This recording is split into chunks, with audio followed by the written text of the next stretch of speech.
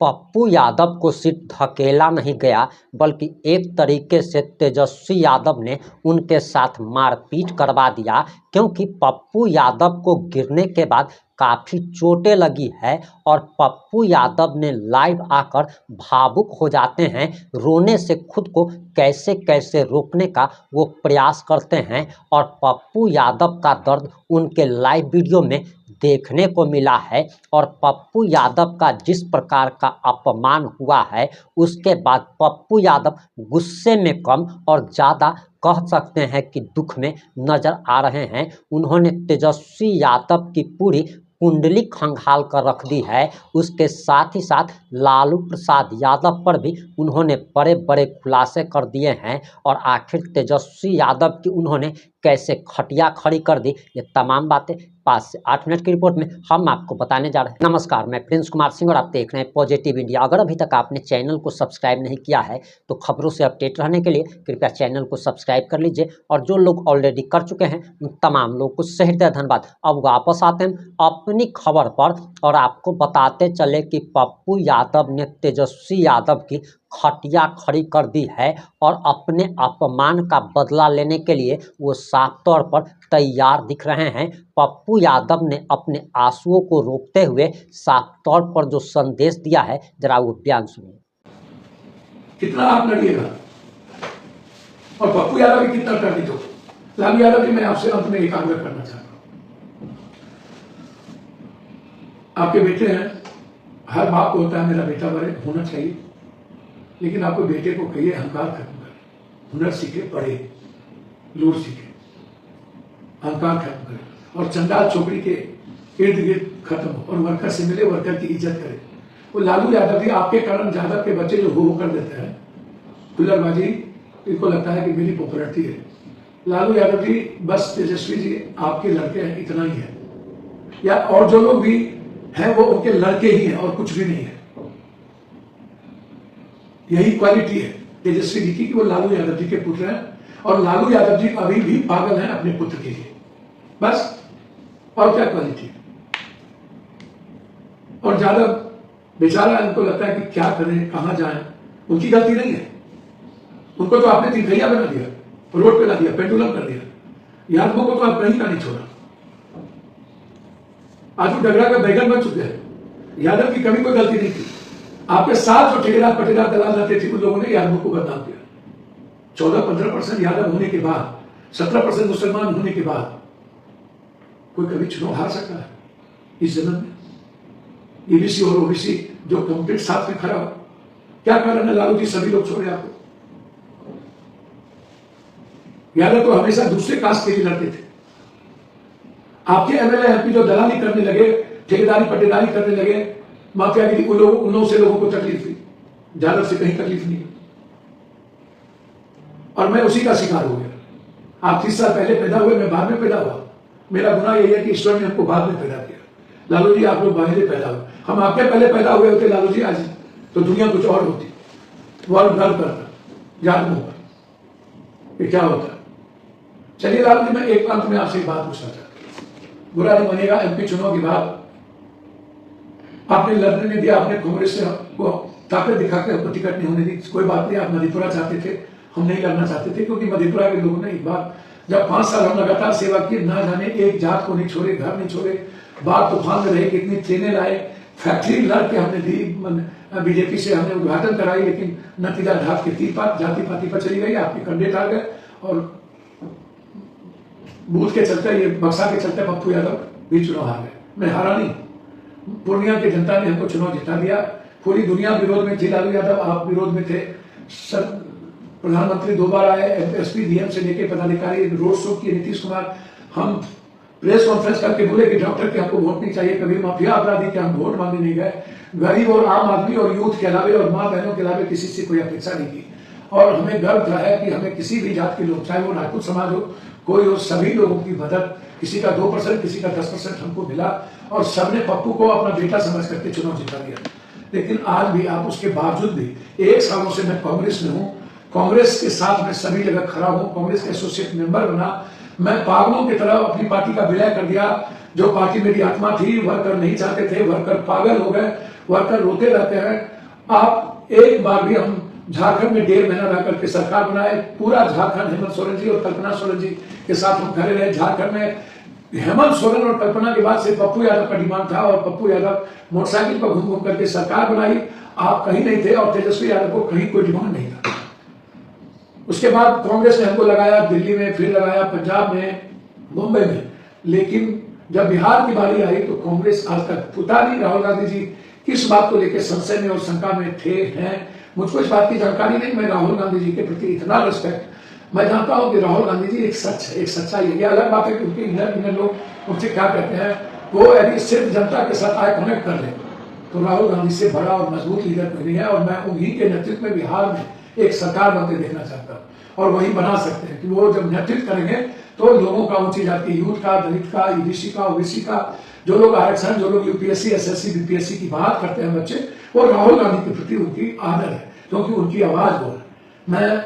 मैं आज भी आपसे कह रहा हूँ कि 1 साल के बाद जब चुनाव सरकार आई तो हम आज तक कांग्रेस के साथ रहे, कांग्रेस के लिए आवाज उठाते रहे। हम जब भी कोई संघर्ष की बात आई तो कांग्रेस का झंडा मेरे पास रहा। कल भी पूरे बिहार में घोषणा मैंने ही की थी राहुल जी के कहने पर। प्रभारी ने हमको कहा था कि 9 को करना है, राहुल जी भी आ सकते हैं। हम अपने नेता के प्रति जो मेरी दीवानगी है, उनका प्रति जो मेरा रेस्पेक्ट है, जो इमोशंस है, जो मेरी फीलिंग है, वो बिल्कुल साफ है। मैं साथ रहूं या न रहूं, मैं अलग भी कभी चला जाऊंगा या आप हमको निकाल देंगे।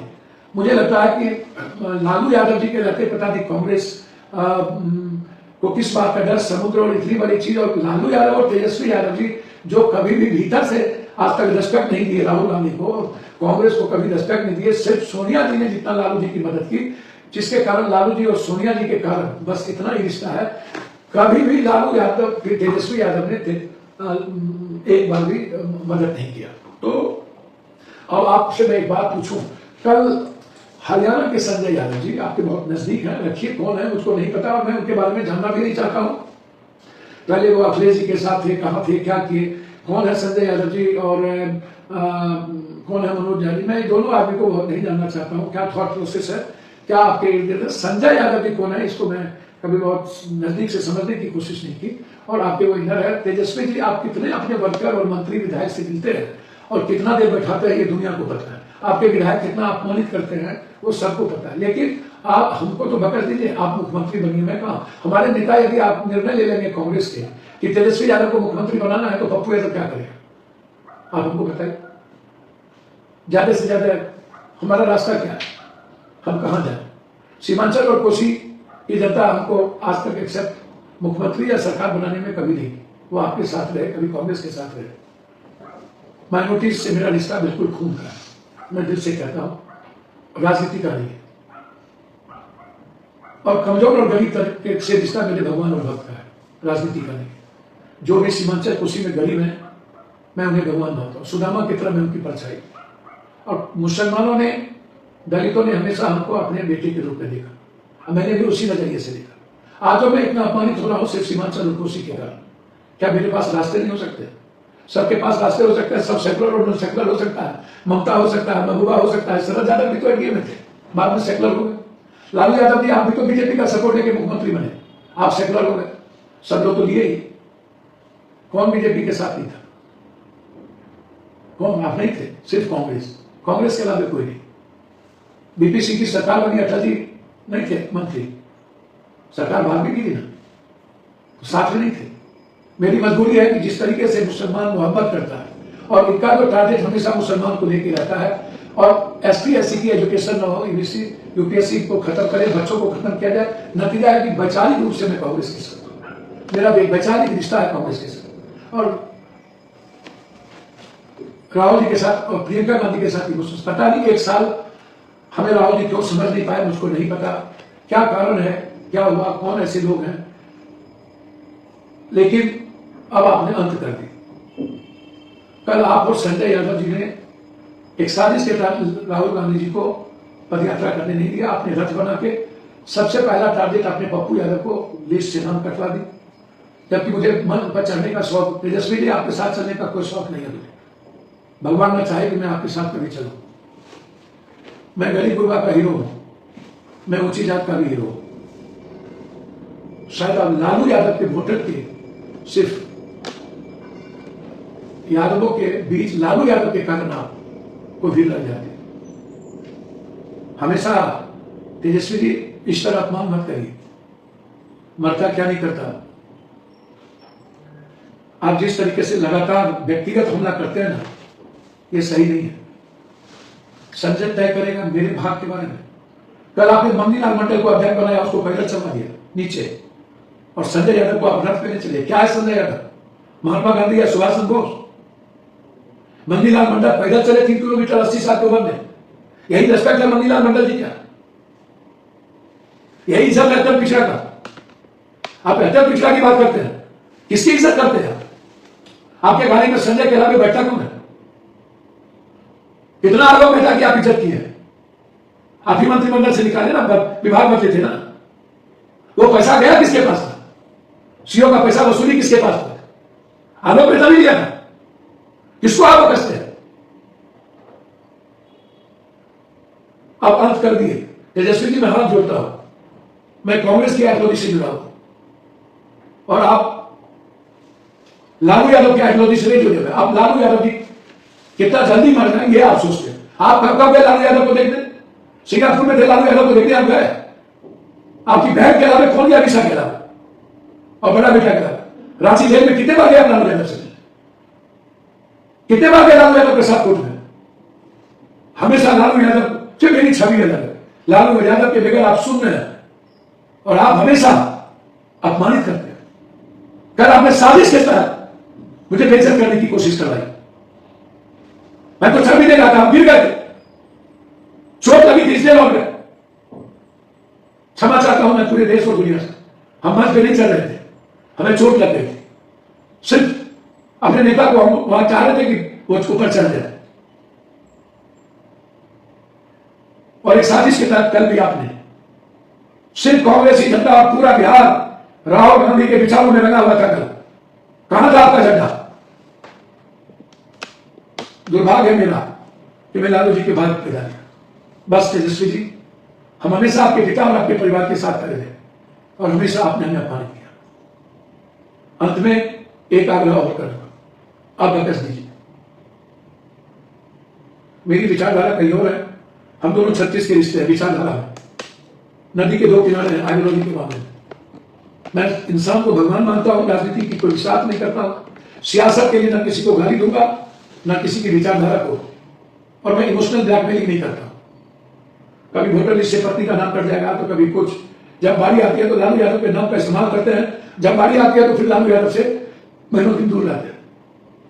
सब जानता है, पूरी दुनिया को पता है। मत बोलवाइए, यदि मैं बोलने लगूंगा तो फिर अनंत कथा हो जाएगी।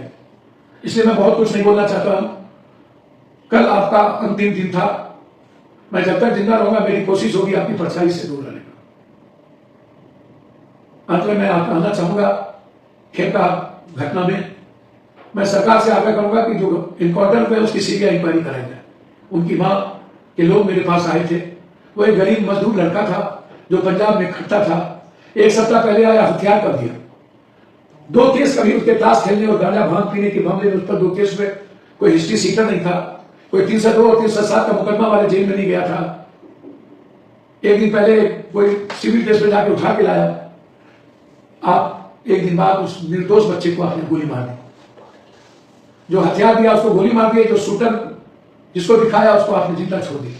बाहर पुलिस, मैं चाहता हूं उस इनकाउंटर की भी जांच हो और न्याय। गलत प्लॉटिंग की गई। जो जिसको आपने शूटर बनाया है, आप कभी करें वहां से हथियार खरीदा। हथियार कहां से खरीदा, कैसे खरीदा, वो पैसा कहां? जो पैसा आप दिखा रहे हैं, क्या फोरेंसिक जांच कराएंगे? क्या कोई आदमी मर्डर करके अपने घर में हथियार रखेगा? मैं पूरे बिहार की जनता से जानना चाहता हूं, क्या कोई आदमी मर्डर करके घर में हथियार रखेगा?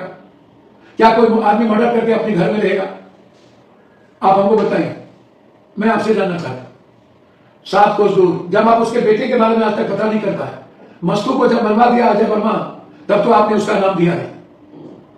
सबको पता है कि मस्तू को बनवाने में अजय वर्मा की भूमिका थी। जब मैं उसके घर पर गया, उनकी पत्नी रो रो के बोली थी, तब तो आपके साथ वो थे, तो आपने उसको कुछ नहीं किया।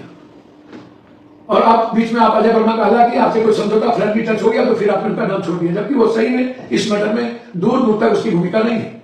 वो सनी या वो जो राजा एक तो अलग शूटर है, वो मस्तू को मारने में था, और उस वक्त वो शूटर इनके साथ था। मैं बिहार की जनता से जानना चाहता हूं, कोई अपने चाचा के रूम में या कोई चाचा उस पिस्टल को अपने घर में रहने देगा? उसने बताया हम चाचा के घर में रखे हुए, वो अपने घर में रहेगा। और मैं हाथ जोड़ता हूं, आपको चैलेंज करता हूं, जो सीसीटीवी में फुटेज में लड़का है वो पतला दुबला है, ये 50 साल का मोटा धुलू मर्डर करने गया और मर्डर करके भाग गया उतने स्पीड में। मैं चैलेंज करता हूं इसकी पूरी जांच सीबीआई करे। आप गलत प्लॉटिंग किए, आप कह रहे हैं कि वहां कोई सीसीटीवी क्लब में फुटेज नहीं, इतने बड़े रिपोर्टेड क्लब में फुटेज नहीं रहेगा, बेवकूफ बनाते हैं। आपने डिलीट करवा दी और डिलीट करवा के आपने प्लॉटिंग बनाया। आप कहते हैं कि बार बार झगड़ा भाई बार बंदूक तान दिए, कब बंदूक तान दिया? आप ये कन्वर्सेशन भी लाठी मार के आपने टाइमिंग किया इस कन्वर्सेशन का। इसमें खेमका जी तो कन्वर्सेशन में है नहीं, आप दूसरे आदमी का कन्वर्सेशन है, अशोक साहब और उसका। खेमका जी मर गए, खेमका जी के साथ इनका कन्वर्सेशन क्यों नहीं? सीसीटीवी फुटेज क्यों नहीं? आप कह रहे हैं कि कोई रेकी नहीं हुई, मैं कह रहा हूं बिना रेकी का मर्डर हो ही नहीं सकता। आप कह रहे वहीं से वो पीछे चला, उसका भी तो सीसीटीवी फुटेज होगा, वहां से लेके यहां तक कोई सीसीटीवी फुटेज नहीं है। गलत इन्काउंटर आपने किया है, गलत लोगों को आपने दिखाया है। मैं 21 जुलाई के बाद सदन में इसको खुलासा करूंगा, मरवाने में कौन है, मारने में कौन है, मैं सदन में बोलूंगा। और मैं जिस मां के बेटे को आप उम्मीद छीन लिए, मैं वो सीबीआई इंक्वायरी की मांग, खेमका जी की हत्या को निपटाने और उसको खत्म करने की पूरी गहरी साजिश हुई है, और इसकी जांच वर्तमान न्यायाधीश और सीबीआई की इंक्वायरी में कराना चाहता हूं। और बात फिर मैं कभी करूंगा। धन्यवाद, नमस्कार। आपने पूरा बयान बड़े ही ध्यान से सुन लिया होगा। अब आपकी क्या प्रतिक्रिया है, अपनी प्रतिक्रिया जरूर दीजिएगा। जुड़े रहें हमारे साथ। जय हिंद, जय भारत।